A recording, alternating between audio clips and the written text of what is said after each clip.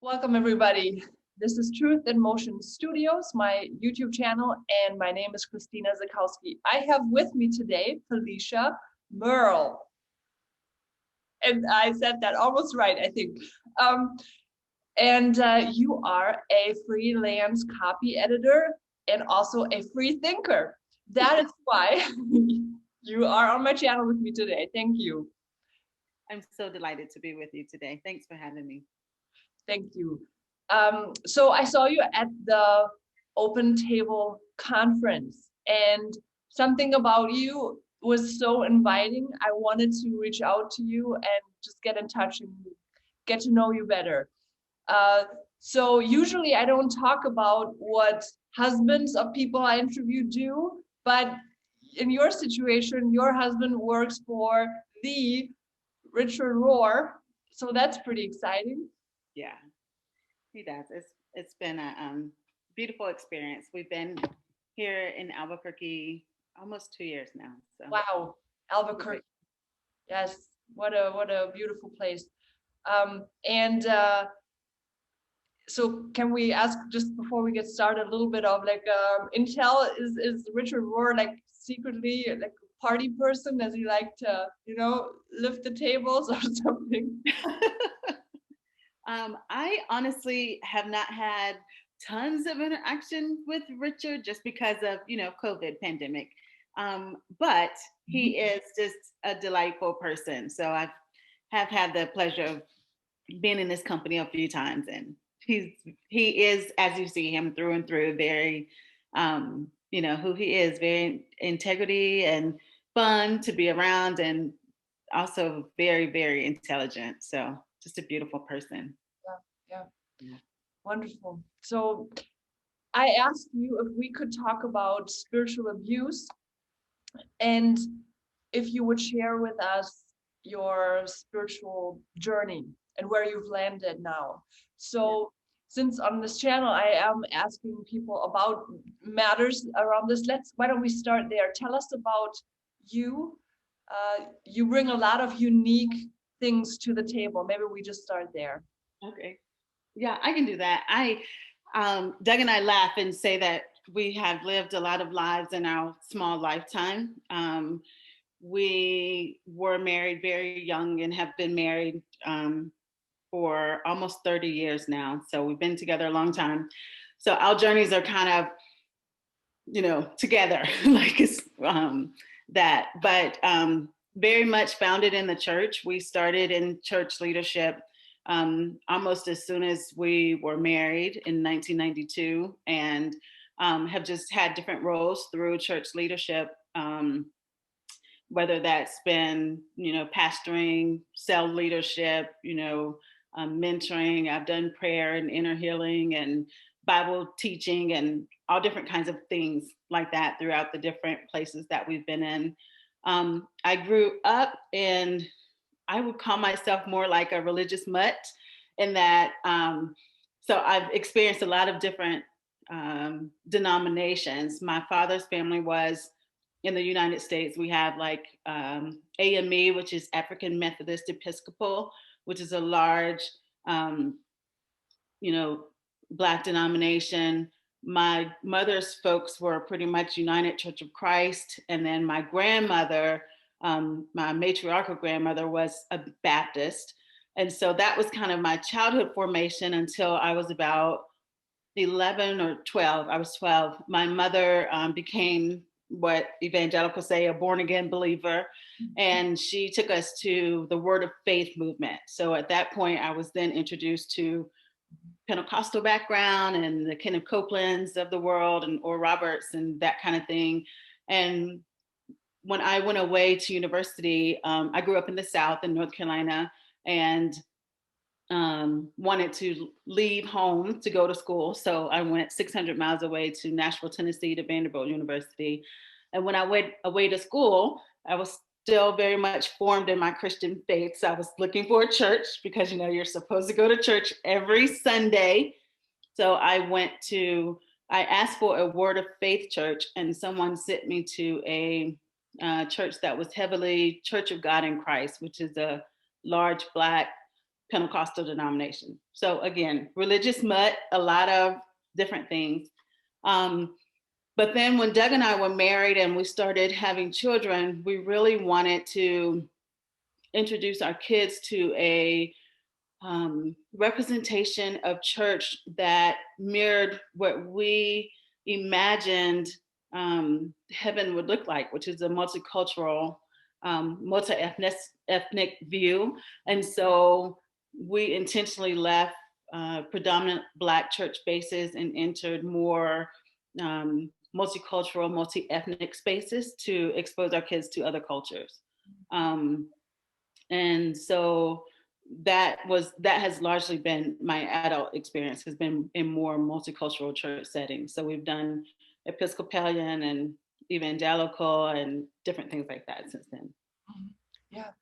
And you also have a hearing disability. I wonder if people will wonder what you've been hearing, and then what is that? So would you? Thank you. I do. I am deaf on this side, and so this is I use a cochlear implant, which allows my brain to hear for me. It bypasses the damage in my auditory nerve system, and the miracle of science and medicine, it allows my brain to hear. So, wow.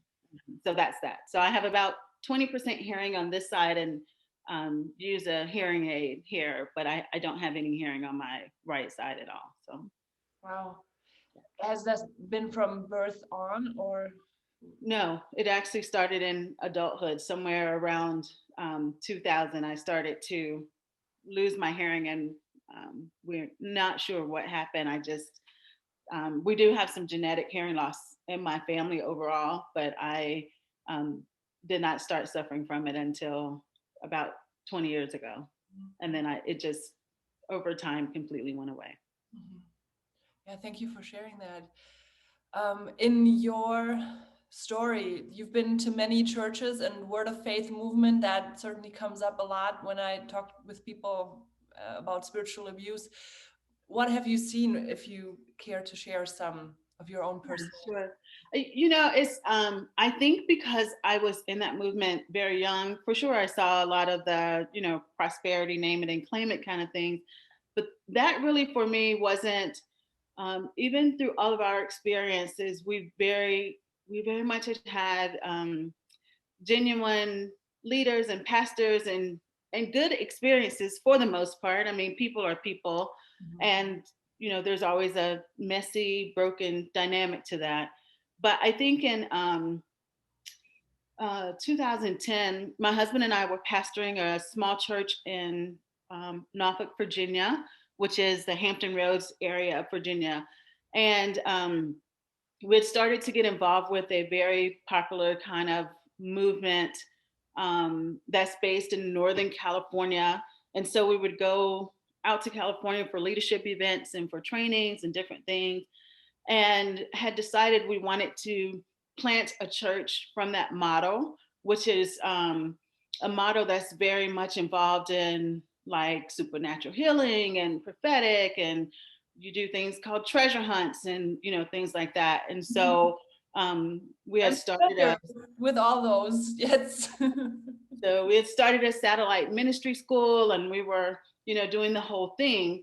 And then we learned that that church in California had started a church in Atlanta, Georgia. And so because our church in Virginia was really small, the youth group was like our 3 kids plus our 3 kids that were at home. We actually have 4 children, but our oldest daughter was away in university. But our 3 children that were still at home, and one of the other couples had a son that would attend youth group. So literally it was like that small kind of thing. Or they had 3 teenagers too. So 3 plus 3, that was the gist of it. Mm-hmm. But we wanted to expose our kids to, you know, we use words like the kingdom. So this larger, bigger view, blah, blah, blah. And so we started taking them to visit this church so that they could connect with their youth group. And in the process of doing that, Doug and I became what we thought was friends with the leaders there. And through a friendship and things, we made the decision to close our church in Virginia and actually move to Atlanta, Georgia, to be a part of this church. We were not on staff. We were not in any um, leadership capacity or whatever. We just, through some counsel and some own personal decision, decided to move our family there to be a part of this, global movement. Again, words like doing something, larger than yourself, and other parent words. But we moved there in 2010 and jumped into being a part of this church, got involved in the church, and um, we volunteered in some different roles as we were allowed. And there were probably three things over the course of our time with this church that when I look back, I can see very distinctly. And the first was I had a mentor from that church in California. And he and I would speak regularly via phone or text or email or whatever exchange. But my mentor was also the board chair for this church in Atlanta. And so through just some conversations with him on navigating how you've been a leader, you've pastored your own church, of course you see certain things that concern you. And having conversations with him about how we could best help, how to navigate that, he would give me counsel about things. And then he would very honestly say, I'm going to have to share this with, the pastor at that church. And which I didn't think was wrong. But one day on a dinner, which we thought we were just having dinner, with them as friends. But during the dinner, the pastor said to me, so you've been talking to this person and about, things going on here. And when you do that, it's like telling my boss on me. And I said, oh no, just very like, it didn't register in my head, anything about it.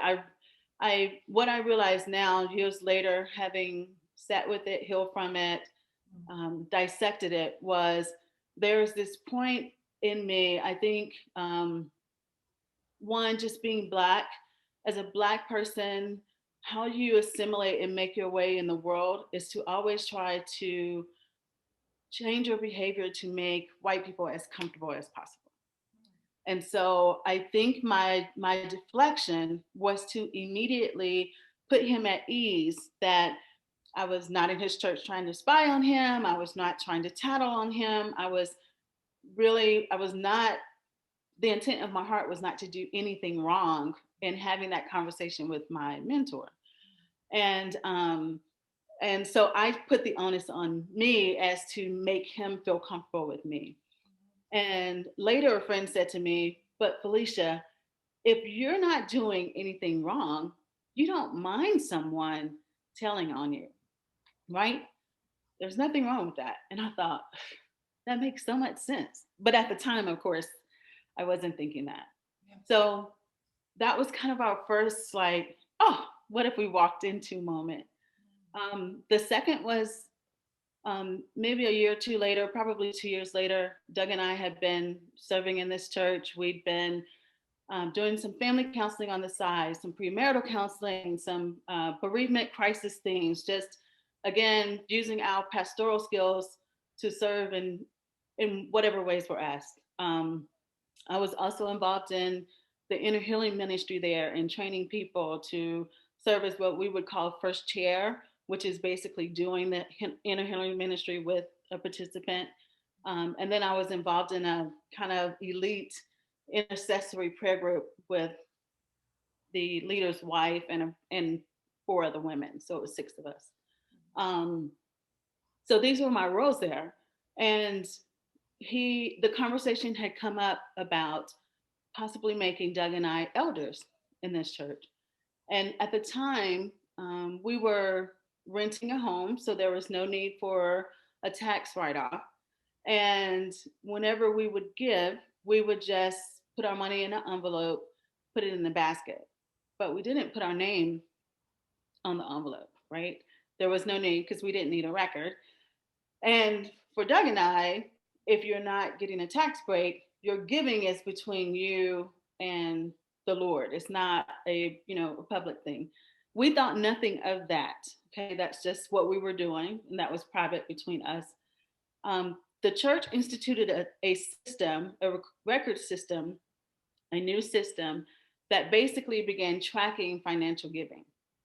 And so, in the conversation of making us elders, it was discovered that supposedly Doug and I hadn't been giving to the church. And so, even though we were doing all these other things for the church, because there was no record of our giving, until we started giving faithfully, we cannot be elders, we were told. Wow. And so we explained, as I just told you, that, we don't own a home. There's no need for a deduction. So we've just been giving our money, um, blah, blah. And it was kind of like, well, you should give to the local church, right? The head nod, this kind of thing. And so our response to that conversation was, well, now we've been put in a conundrum, because if we start giving in a way that you can track, then we're doing this because we're motivated by this position, And so, what do we do? And it was a very honest, kind of forthright, I understand the position, blah, blah, blah. But that was still there. Like, there's no way to make you believe me or whatever. And do I really need to be a position, have this position or whatever? But it was in the air again. So another thing, and all of these conversations they're not harsh, they're not angry, they're very soft, they're very, but they carry this tone, this thing to them.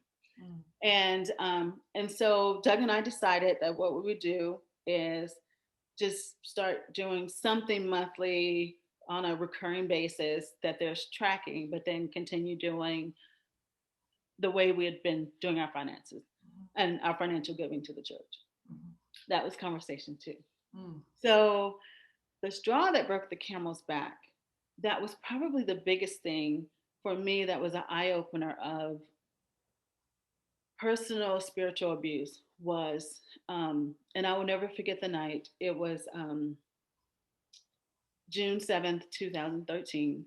And we were going to Panera to have a dinner with this couple, and just to catch up. It'd been a while. And we sat down for dinner and began to converse. And they asked us, what was stirring in our hearts and what we were thinking about.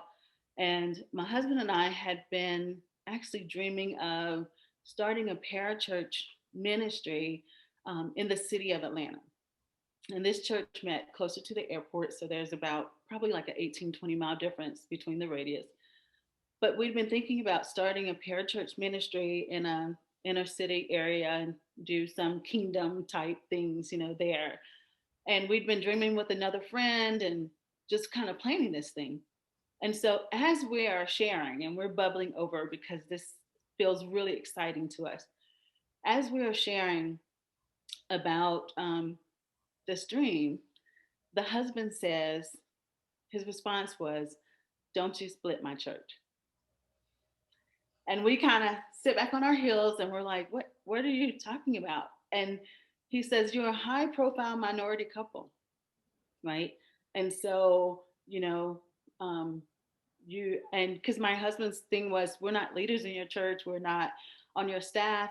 I don't understand what you're saying." And his response was, "Well, you're a high profile minority couple." And then there's this whole conversation around shaping how this should look and what should be said and how we should be sent to, so that people know that they have, I use the word sanction. Sanction wasn't a word that was used that night, but basically that they just approve this thing. And as we are both sitting there ingesting this, I have the thought that this is what the fear of man looks like. When the appearance of something is more important than someone, this is fear of man. And because they had had several really bad experiences with people leaving, with people's ambition, with things like that, that hurt was instead of hearing the heart of what we were saying and feeling our excitement, what came through was how this affects me and the hurt of that. And so then it spun into, well, I've been reading your Facebook page and I can tell that, you're hurt and you're angsty and you're bitter and you have some things. And I basically looked at him and said, I don't use my Facebook page to talk about people, right? Like if I need to say something to you, I will say it to your face. I'm not going to use Facebook to do that. And so it was this whole thing. And there was never, it never got better is what I'm trying to say. Like it was the worst night of my literal life. I grew up in a family with, my dad was a Vietnam vet, and he was on the front line in Vietnam and as a rifleman. And to escape the horrors that he relived in his head over and over again, he was a functional alcoholic. So he went to work Monday through Friday. He would get off work Friday at 4 p.m. And by 6 p.m., he would be stone cold drunk. And he stayed drunk the whole weekend. And then he would sober up on Sunday nights and go back to work and do it all over again. And that was literally my childhood until 1987, when we found him passed out one day in the living room, almost bleeding to death in his stomach. And he went to rehab, sobered up, and from that point until he died, lived sober. But when he was drunk, he was physically abusive with my mother. Okay. And so, out of my mom feeling powerless from my dad's physical abuse to her, then she was physically abusive to my brother and I. And so, my dad would be my mom. My mom would in turn around and be us and verbally abuse us. And I grew up with this lie that love hurts, that love looks like, you know, beat the crap out of somebody. And so for a long time, I never even wanted to marry because I did not want that to be my existence.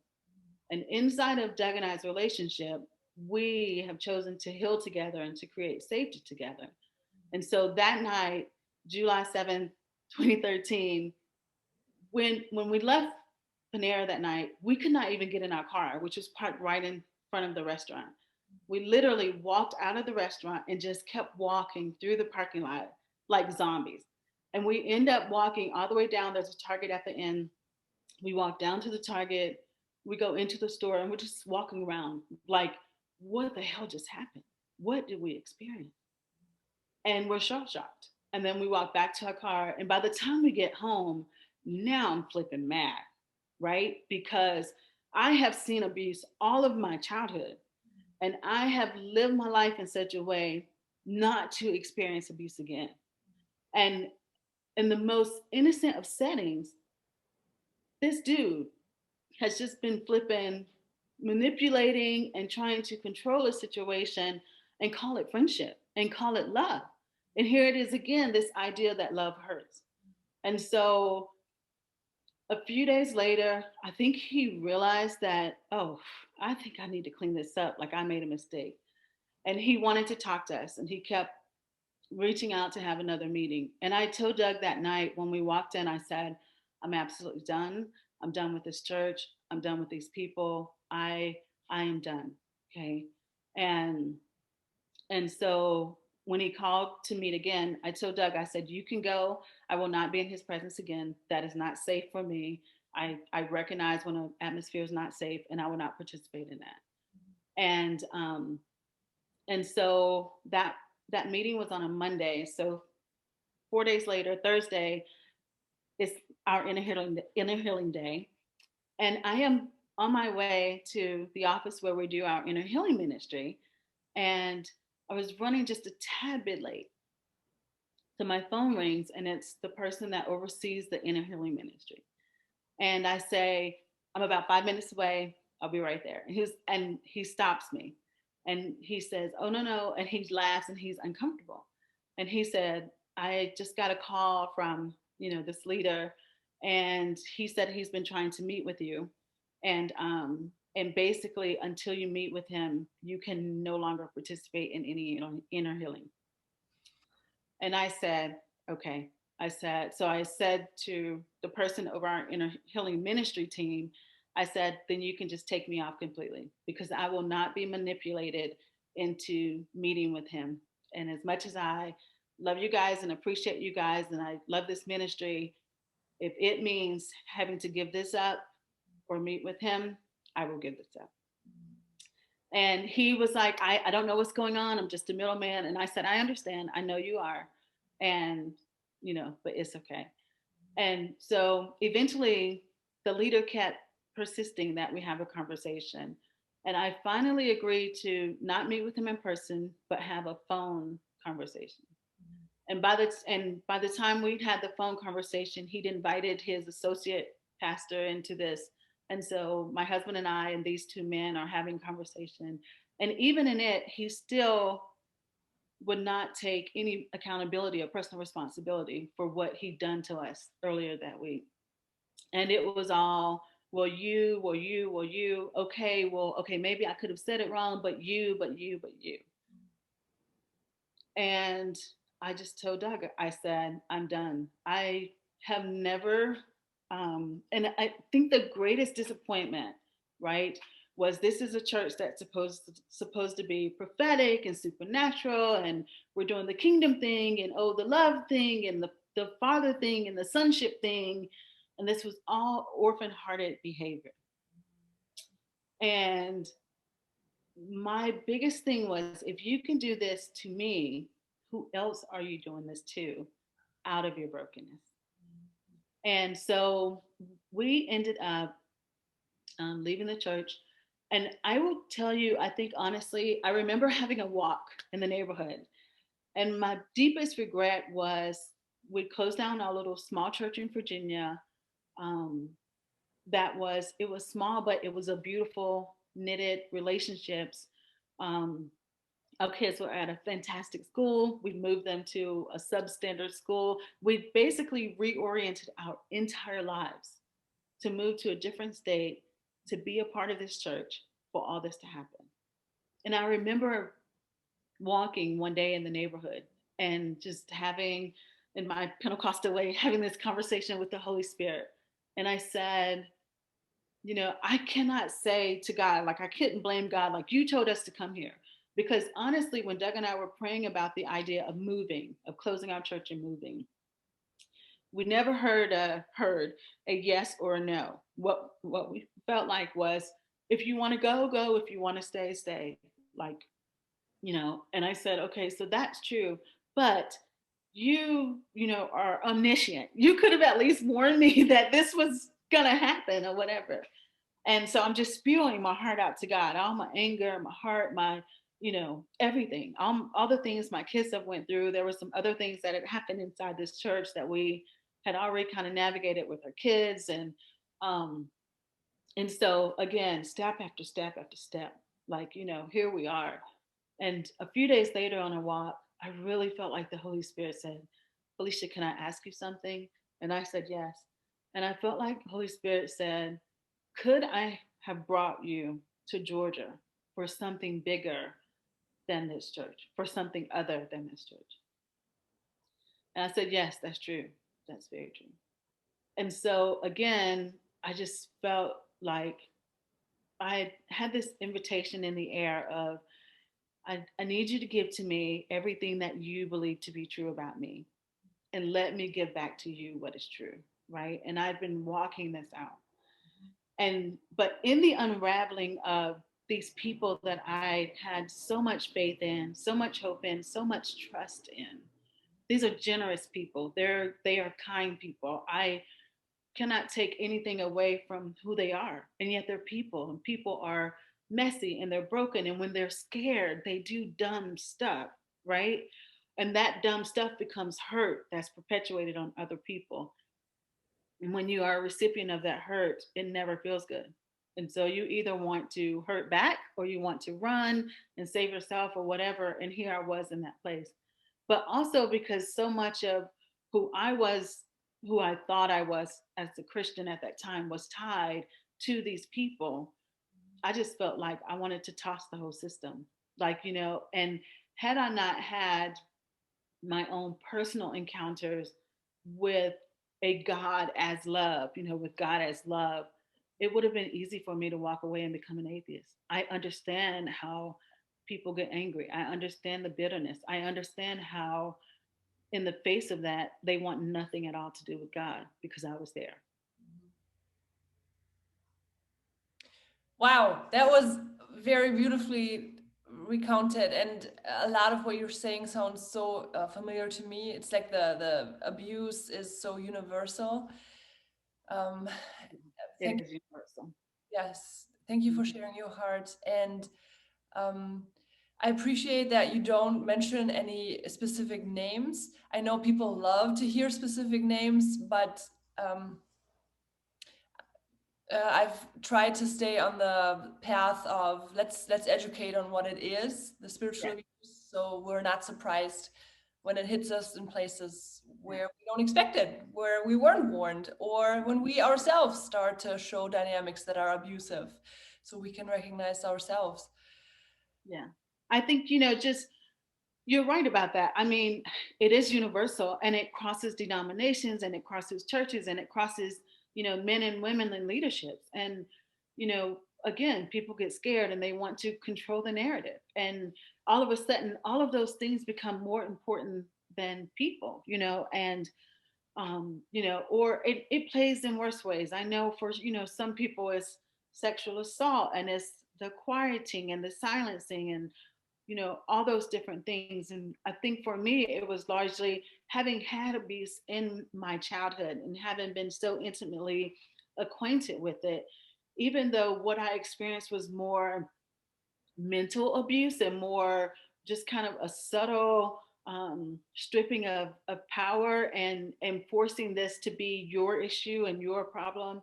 And but when it was turned on me, it felt as strongly as being slapped or being, raped. It's still a violation. Abuse in any form is a violation of your personhood and a violation of your power, and I think even years later, I found out, just a couple years ago, some really good friends of ours that stayed in that church, they did become elders in the church. I think they were the first Black elders because they were on the hunt for a high profile minority couple to elevate into position to make it look like a certain thing. And so before, our friends became elders in this church, they asked them, well, what about the Murrells? What happened? Why did they leave? Because of course, when we left, we could not own what was said. And so the story that they ended up giving our friends about why we left was the disagreement over the tithing thing. And we're like, "Hmm, Typical. yeah." So again, it was easier to say, oh, we told them they needed to tithe. They didn't believe in tithing, which we never said, by the way. But so they left over a disagreement in tithing rather than to own the truth of, we messed this up. I mean, that is what it is. And so, but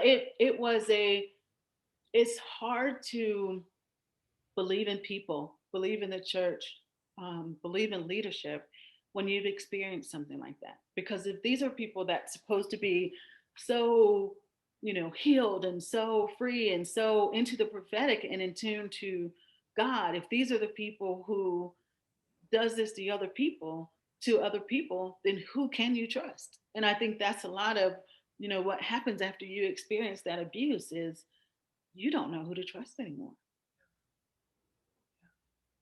Yes.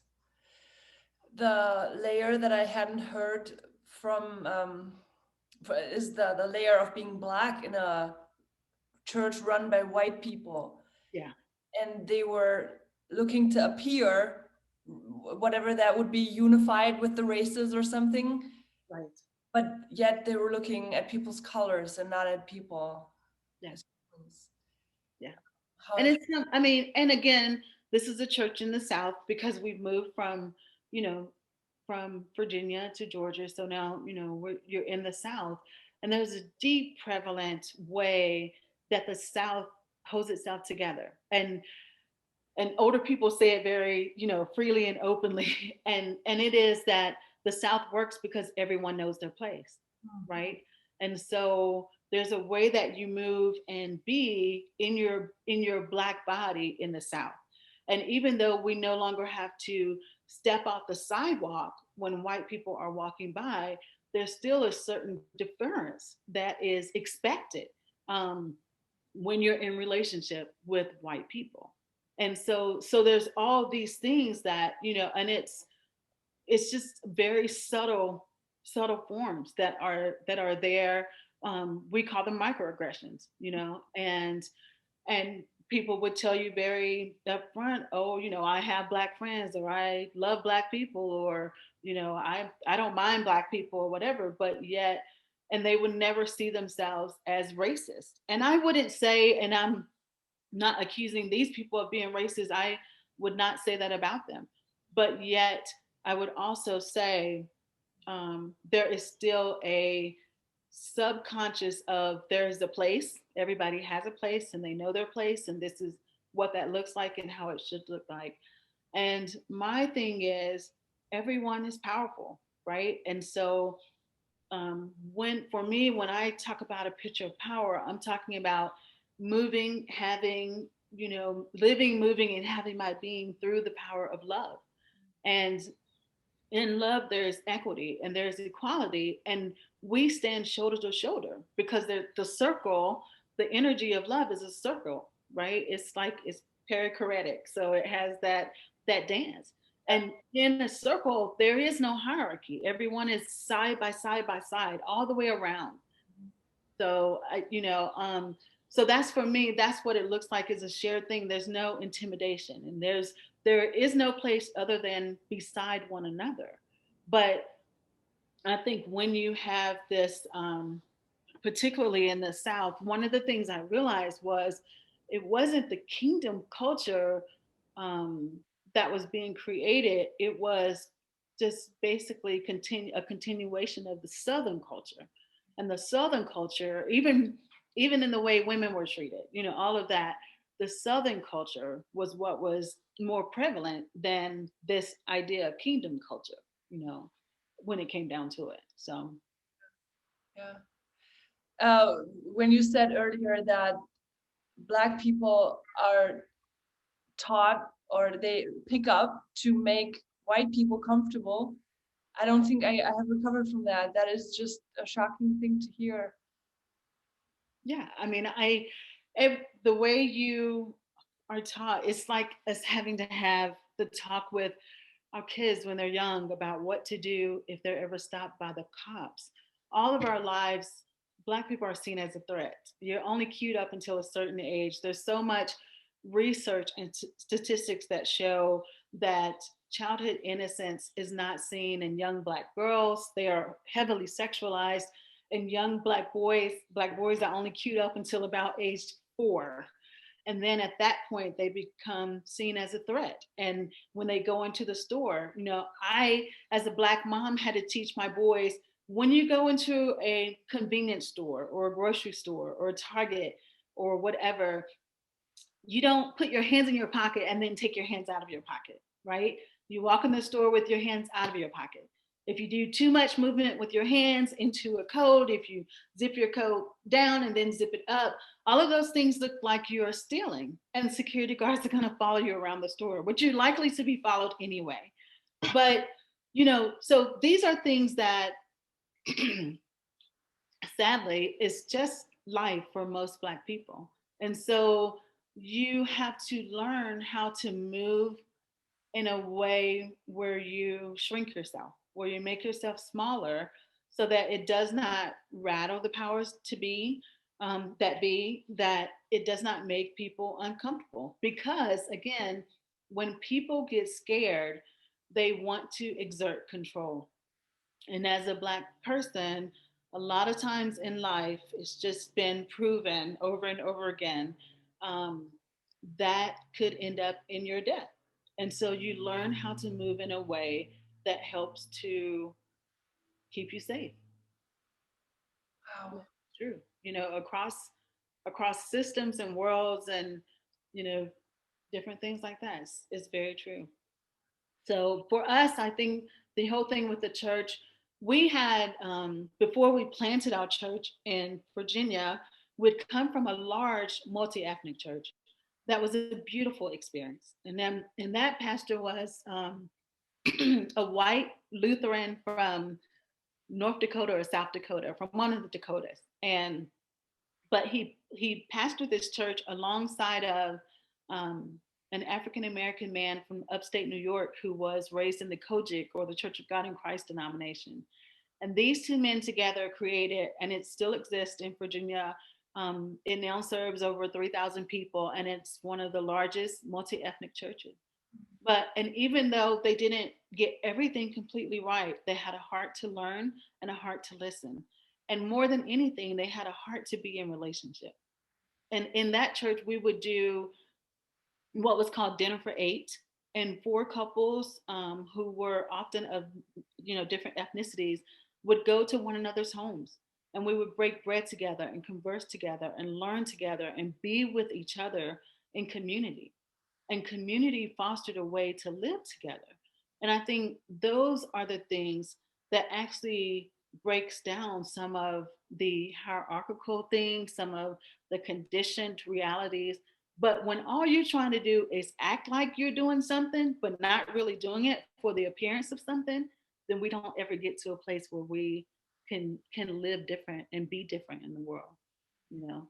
And I think what you're seeing, particularly in the wake of the uprisings and the protest and Black Lives Matter, I think you're seeing a different generation of Black people. Older generations of Black people have just learned to stay silent, because that silence has guaranteed that they could live another day. And I think now with Gen Z, with millennials, you're starting to see young Black people who refuse to be silent, and they're starting to be very vocal. And they are, some of them are demanding their place in the world. Some of them are saying there's a different way to be in the world. But I think that their voices are causing a disruption that is hopefully paving the way for more honest conversations about the way things have been in the past, because we have to acknowledge how things were before we can get to a place where we can heal and envision a different future. Yeah. Now, the dynamic that you're describing, is that something that's at play in our conversation too? Because I'm obviously white, but is that something that affects us too? What dynamic would that be? Say Well, more. the dynamic that you're putting, that you feel you have to put white people at ease, at comfort, is that something that affects our conversation? You and I today. Yeah. Oh, that's a great question. You know what? I think that part of my own healing has been learning to be true to myself and learning to be honest, even when it feels uncomfortable, um, and and learning to shed what I call the chameleon skin. And so the chameleon skin is being able to read a room, see what's needed in the room, and then become that to fit into the room. And I've just decided that I no longer want to be that person. So what you have today is just my honest truth. So this is and it's just mine. I don't speak for the world at large, but I can speak for my experience, having been born in Washington D.C. and then raised for um, most years of my life in a small rural town in North Carolina, and then leaving North Carolina, moving 600 miles away to another southern town in Nashville, Tennessee, and then you know leaving that world as a married person. My husband served in the military. So the being in the military brings its own different perspective, because it's a very, multicultural environment for the most part. And you're just looped together for your own survival. He was in the Navy, so he would go out to sea for 9 months at a time or 6 months at a time. And you are with other military wives and their families, just, or your church family or whatever, because you're not around, your family of origin, and you learn to live together. And it exposes you to different things and different perspectives and different cultures. And then, from there into, after he resigned his commission as a Navy officer, he went into full-time vocational ministry. Um, and we went back to Nashville to serve in a church there for a while. And then we moved back to Virginia, so we've done some of that, and then to Georgia, and from Georgia to Albuquerque. So again, many lifetimes over a thing, but I think at some point, probably at the point that when I felt like the Holy Spirit asked me to hand truth, what I thought was truth, and to allow truth to be given back to me, was at the point that I decided that I no longer wanted to be disingenuous, that I no longer wanted to be inauthentic, or to live in a world of deception, right? And so, and that is a commitment to honesty as much as I know to be honest. Yeah. And it sounded like that was what started what, they like to call deconstruction or restoration, all that. Tell us the steps that were part of that and where you've landed. Yeah, for sure. And I would totally agree with that. I think I still get heavily triggered by a lot of Christianese language and very rigid types of Christianity that is not inclusive and affirming. Those things bother me greatly. I think for me, what happened in my deconstruction was a lot of that. And I'm very honest about the fact that I really could have been an atheist. I could have thrown it all out. I will say, in that conversation about, could I have brought you to Georgia for something other than this church or for something bigger? What I feel like happened from there is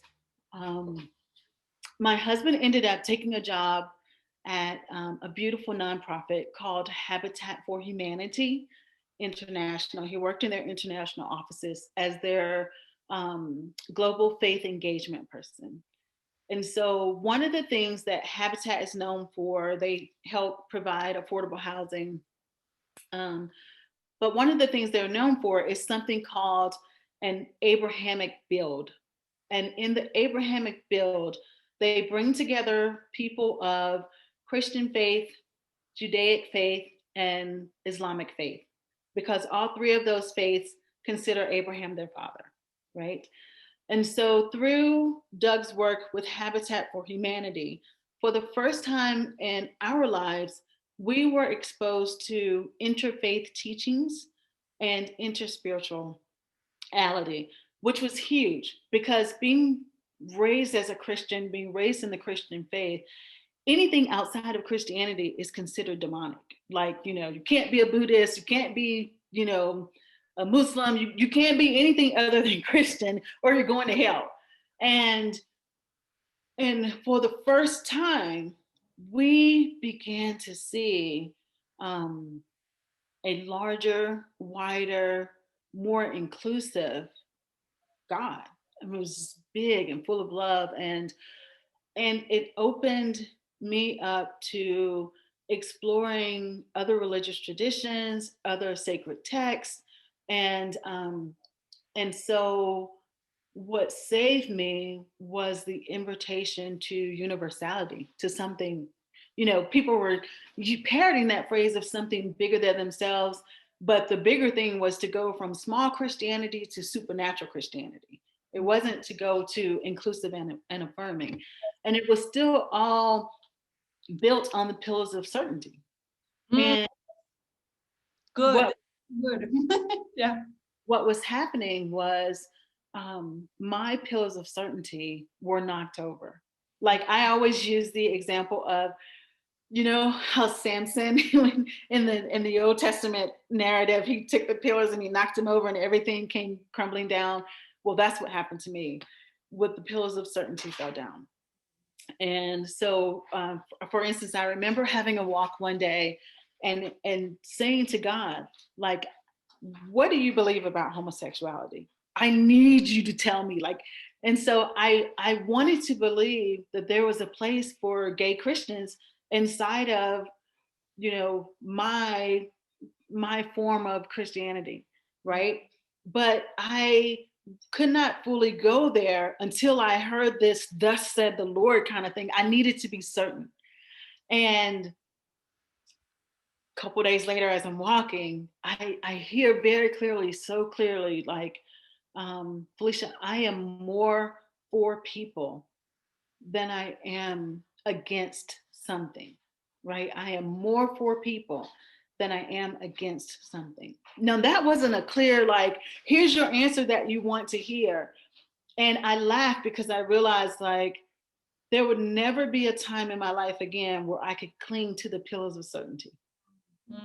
Because the reality is, we don't know. We don't know. But what I do know is that love is for people, love is for wholeness, love is for acceptance and including, right? All things, for the restoration and the renewal of all things.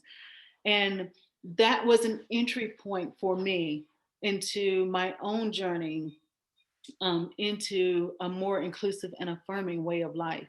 And and it was just the beginning. But what it brought me to was not a place of nothingness. It brought me to a place of liminality, of being able to live in mystery. And liminality is just a threshold. It's a threshold between two places. And the reality is, as we journey in life, we're always going to be between two places. We go from A to B to C to D. We're always evolving and growing. And it'll always be a place where we move from where we are to where we're going. And to make that transition, we have to go through the unknown. We won't always know, you know. And so, even, you know, it's so funny now reading the text or listening to people's sermons or reading a book, there's so much certainty woven into all of that. And I just laugh, like, you don't know that. You there's no way you know that to be true, because you did not live in that day when that happened. So everything that you've just said is your own interpretation, all of it, you know. And that was helpful for me. It's given me a place to be able to offer grace to myself and to other people. And at the end of the day, this is the one thing I know. I know for sure that God is love. I know that I am made in the image of God, which is love. And I know that each day when I wake up, I have the opportunity to participate with love by living, moving, and having my being inside of love. And that's the banner over me, which is the yes of love. Beyond that, I know nothing else. That's it. And so I cannot, you know, act like I do, but I can trust love in the unknown. And that's where my faith took me, you know, was that. Can I trust love in the unknown? Yes, I can. I believe that love is that true and that big and that good that I can trust love in the unknown. And can I trust love with people? Can I trust love with people? And yes, I can trust love to allow people to have their own journey with love without me having to manipulate them, dominate them, subjugate them, or force them to believe the same things I believe or to live the same way I live. And that again goes back to comfort, because a lot of us are not comfortable with difference, whether that's different faith, different race, different gender, different, you know, sexuality or whatever. If it's different than our lived experience, we are uncomfortable. And what we tend to do, particularly on the extremes, is we abuse people to try to make them look exactly like us and to live exactly like us. Yeah. Wow. Thank you so much for sharing so much of your heart and your wisdom. And I know you could share so many more stories, because this was a broad overview, but I think it was very precious. So, wow, Felicia, how can people get in touch with you? I am over on Instagram, dropping poems and things like that at hello Felicia _Murrell, Murrell.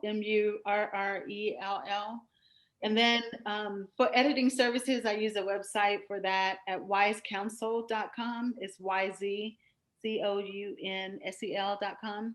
That's strictly for editing. And then I'm chatting it up all the time over on Facebook, heavily opinionated, just dropping whatever comes to me, but that's generally where I am. So anyone can follow me on Facebook. Yeah. Thank you so much for that. I've so appreciated your time. I'm looking forward to our friendship. Same. And you're welcome in Albuquerque. Anytime you'd like to come visit, feel free, okay? She said that to me. Everybody heard it. Thank you. Thank you so much, Felicia. You're welcome. Have a great day. Thank you. You too.